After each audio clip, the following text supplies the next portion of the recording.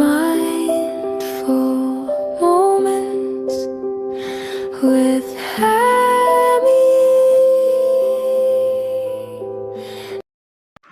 Hi everyone, welcome to day 17 of Conscious and Mindful Living.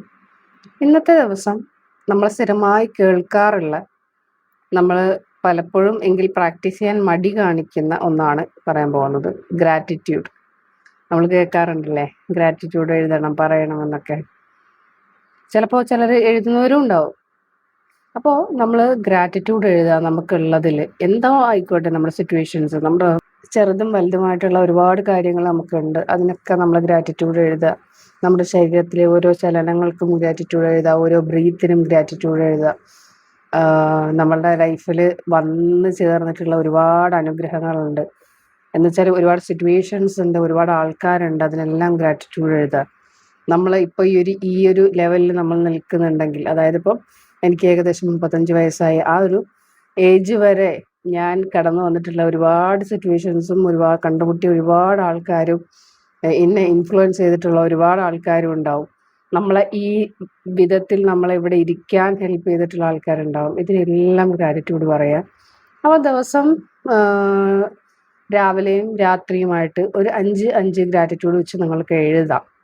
Okay, എഴുതുമ്പോൾ നിങ്ങൾ എഴുതേണ്ടത് I am happy and grateful for എന്ന് പറഞ്ഞിട്ട് എന്തിനാണോ നിങ്ങളുടെ ഗ്രാറ്റിറ്റ്യൂഡ് ഉള്ളത് അത് എഴുതുക.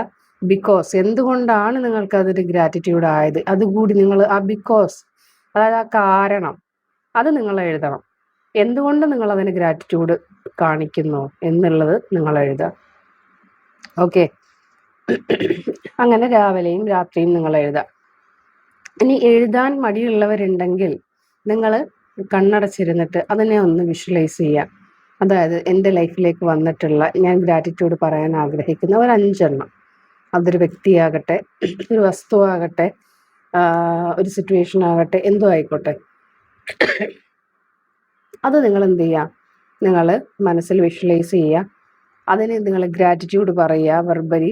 അതോടൊപ്പം തന്നെ നിങ്ങൾ എന്ത് ചെയ്യുക, ഇതില്ലായിരുന്നെങ്കിൽ, ഈ ഒരു വസ്തു ഇല്ലായിരുന്നെങ്കിൽ, അല്ലെങ്കിൽ ഈ ഒരു വ്യക്തി ഇല്ലായിരുന്നെങ്കിൽ, ഈ ഒരു ഇൻസിഡൻ്റ് ഇല്ലായിരുന്നെങ്കിൽ എൻ്റെ ലൈഫിൽ എന്താകുമായിരുന്നു എന്നുള്ളത് കൂടി നിങ്ങൾ ആ സമയത്തൊന്ന് ചിന്തിക്കുക.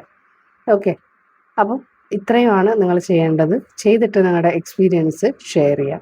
Okay, thank you, by.